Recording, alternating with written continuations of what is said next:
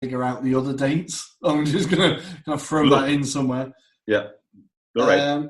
Yeah, I think, okay, this is a difficult So I just one, repeat them for my listeners as you're just rambling. And well, that's what I do best. Yeah, right. Yeah. So the 4 events are, of course, not in chronological order.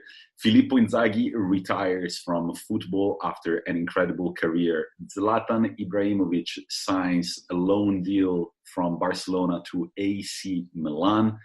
Then we've got Antoine Griezmann signing for Atletico Madrid. And finally, Inter lose 1-0 at the San Siro against Liverpool in the round of 16 in the Champions League.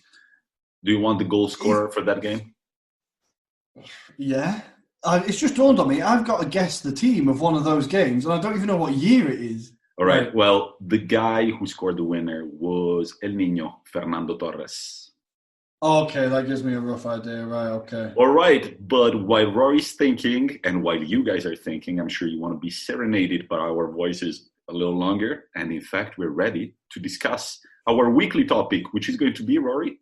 The derbies coming up this weekend. We are going to go deep dive on the North London derby and Juventus-Torino, which Let's is do very it. unfair derby, but we're going to talk about that. I'm going to try and be impartial.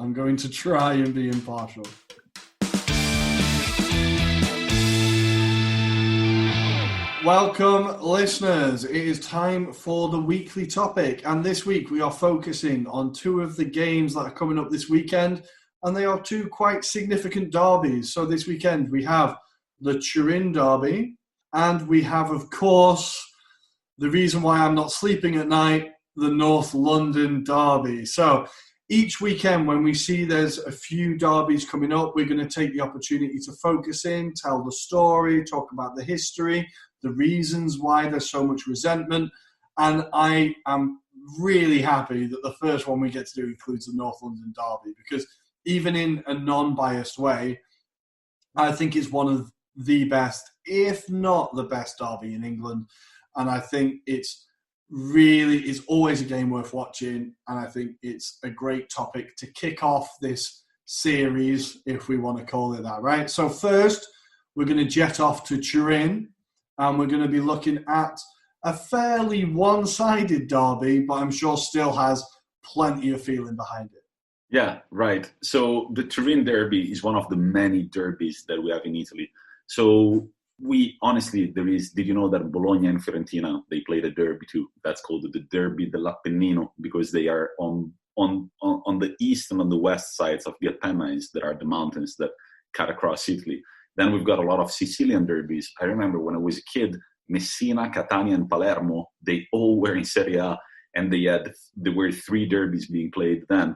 Then we've got many Tuscan derbies. Bologna-Sassuolo is a derby because they're in the same region. We've got the Derby della Lanternina, Genoa-Sampdoria, which is always a very exciting one. I want to have an episode only on that one. And then, of course, the Milan derby, Inter against AC Milan, the Derby d'Italia, the Italy's derby, they call it, Juventus against Inter. And then also we've got Lazio-Roma, Derby della Capitale, in the capital city, and then Juventus and Turin in what is known as Derby di Torino or Derby della Mole. I just want to say, I love how Italian football has a name for every derby. Like, we have like the North London derby, the Manchester derby, the Liverpool derby. It's quite like unoriginal naming. I like how it's like the Derby della Madonnina or Derby d'Italia, Derby de Sole. They have their own name. It's so very poetic, very Italian. I think maybe as English men, as English people, we should try and come up with names, more interesting names for our derbies. But while you're talking about random derbies, I think one that deserves a shout out is in England, Brighton Crystal Palace, who weirdly fucking hate each other. Why is that even a derby? 80 miles away from each other. It all started in like the 70s because one player upset the other team's fans, and now they just despise each other. And it's just really weird derby. So I love a random derby too. But anyway, let's go for the Turin derby. Yeah, just before we start, there is actually another so-called the derby. In case you don't know, Rome and Naples are not that far off. They're only 1 hour and a half by car. And they are known to be very sunny cities. And so it's called the Derby of the Sun, the Sunny Derby. I'm sure in England you could have a lot of derbies of the brain. Yeah. Yeah. Manchester, the Manchester derby. The rainy derby. Yeah. But so, the Turin derby, it's called the Derby di Torino or Derby della Mole because of their main building that has a sort of dome? Sort of dome, and it's called the Mole Antonelliana. So that's what it's called. So it's as Roy introduced, it's a fairly one-sided derby, meaning that Juventus keep winning it, and it is great news whenever Torino do, actually. So the last time that Torino actually won a derby in Serie A against Juventus, that was on the 26th of April, 2015. They had come close, actually, on the return game of the previous season. You might remember that incredible Bruno Perez goal that started from Torino's defense. He just had an incredible coast-to-coast and then scored. Well, they ended up... ring a bell. It rings a bell, I think. Yeah, that was the highlight of his career. After that, he went downhill. Right now he's at Roma. I don't even know how much he's playing and why he's playing. But the last time they won was in 2015. And ever since then, it's been a few draws and mainly Juventus wins. So this derby had some sort of significance back in the day, and I'm talking about the 40s, when Torino were not known as the shitty team that they have been for many years now. I'm sorry, Torino fans, but that's true. And that's always, it comes to such stark contrast to me, because both of my grandparents on my mom's side, they grew up in Piemonte, and, Torino is the main city in Piemonte, and at the time, they said, growing up, Juventus were not that big of a thing. It was all about Torino, and not about any Torino. It was all about Il Grande Torino. Mm-hmm. So I'm sure the most knowledgeable of you listeners have already heard this name. It was an incredible team that got 5 championships, eventually literally disappeared during an airplane crash. This was very unfortunate. It's known as the Superga disaster in 1949. The plane carrying the entire team, the management, it crashed and they all died. Now, why was this team so big back then? Well, one reason, I've already said it, Torino had already won 1 league back in the day, but they won 5 championships during the war times.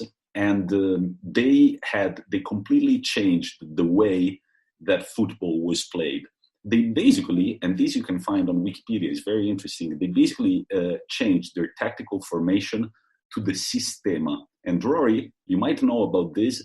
This sistema was studied by Herbert Chapman, manager of Arsenal. Oh, I think he might make an appearance later. Yeah. So Herbert Chapman, he basically developed, and now I'm pretty much reading from Wikipedia, a new tactic called the sistema, or the WM, which in practice was a type of 3-2-2-3 formation with 3 defenders, 4 midfielders, 2 of which were halfbacks and 2 were inside forwards, and 3 forwards positioned at the points of a W and M.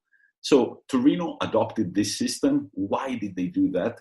Because the offline rule had been changed in Italy. The offline rule was basically the reason why teams had to reinvent themselves. So now 2 players needed to advance to trigger an offside, and Torino decided to adopt Arsenal's system. And then they just needed 2 players. They already had a pretty solid team, but they really needed 2 players to make this system work. And those 2 players would be Valentino Mazzola and Ezio Loi, both playing at Venezia. But apparently after a Torino-Venezia game, the Torino president, who was starting to see that the team was picking up the new formation and everything, he literally went to the Venezia locker room and said, Mazzola, Loic, you're coming to Turin, I'm going to pay now. And the legend says that the transaction was done like that in the locker room. I don't know if the money was pulled out in that exact moment, but I will look into that. I love these. Those were the days, eh? I bet it was like £20 in a bag of footballs, like, you come in with us, like, it's been agreed. And the players had like 0 say. It was like, no, they have your contract, you're done. Like, you have to move now. Exactly. Exactly. Yeah. So back then, Torino were actually the big team, not Juventus. And then after the Superga disaster, history changed. And that's why I feel so bad for Torino. It feels like Torino, their fans, their club in general, they still think about this event of 1949 way too much. It feels like their glory days are buried and they cannot find a way out. Well, exactly. Without a catastrophic event like that, the whole balance of the city could be completely different, right? All of a sudden, that team continue. And if I'm not mistaken, a lot of that Torino team were the Italy national team at the time as well. Exactly. That's the thing I was going to say. They were the backbone of the Italian national team. Exactly. So that is the kind of thing that sets legacies, right? It sets dynasties. And without that, you think, besides all the human tragedy that goes alongside it, you're looking at the whole balance of the city could be different. It could be Torino with 9 straight Scudetti at the moment rather than Juventus without an event like that. And I think it's a shame. It's more than a shame, but it's a shame that the ghosts of that event still haunt that team and haunt the supporters and haunt the club. But of course it does at the same time. Like, as much as Manchester United went through the same thing with the Munich air disaster, that is still something that you can feel within the core of the club. Despite Manchester United have gone on and achieved incredible things, that event is still a significant event in that club's history and still has an effect on that club. So of course for Torino, they've not been able to recover, and it's such a shame. It's why I've always had a bit of a soft spot for Torino, because when I first read about Il Grande Torino, I thought, oh man, they should have been the greatest, right? They should have been the greatest. Yeah, absolutely. And just like you were saying, it would be so interesting. Maybe Turin would now be the Italian football capital instead of Milan. It's sliding doors, right? Exactly. Recently, well, after that happened, the Torino, they did win the league again in the 1970s, but that was their only big achievement, really. And well, Juventus have become who they are now. And for once, I'm going to say that it's probably good that no supporters are allowed in, because every time this is an opportunity for Juventus fans to unveil just very despicable banners about the Superga air disaster. Every time I fly, I think about Torino, stuff like that. Yeah. This sounds similar to people singing songs about the Munich air disaster in the UK. The Man City fans and Liverpool fans have been known to do it, and it's the side of football that we don't like, right? Yeah, and one thing that I like, but one day we should have really an episode only about the Grande Torino. Valentino Mazzola, you might have heard the name Mazzola before, was indeed the father of Sandro Mazzola, who would go on to be Inter's captain and Italy's captain and everything. So the legacy went on, and that's the silver lining to it. But going back to the derby, this year, I think it's going to be interesting. Actually, one of the most interesting derbies we've seen in recent years, because Torino are risking relegation. They're doing terribly at the moment. And Juventus are looking to pick up their form. And so, really, they are meeting at a moment in which both teams desperately need a win. Not only a win, but a convincing win.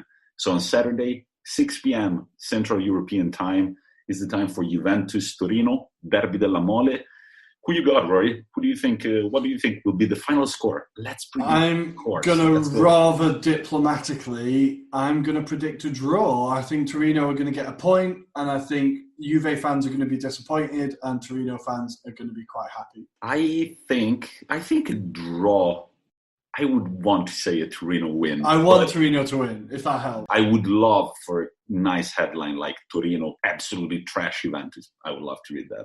I think it's a long time overdue, right? So maybe this time. We're coming. Come on, Torino, please. Just do it for us. Let's do it. Now let's take a plane. Well, actually, it's not good to talk about planes. So maybe not. Let's take a boat. Let's take a boat. So wait, to go from Italy all the way to England by boat, we would have to circumnavigate Spain, then Portugal, and then come up. But okay, there we are. It's a beautiful journey, I've heard. It's a lot of rain, especially off the Atlantic coast of Spain and Portugal. I think there is quite a bit of rain. But here we are in London for the super highly anticipated North London Derby. And Rory, off you go.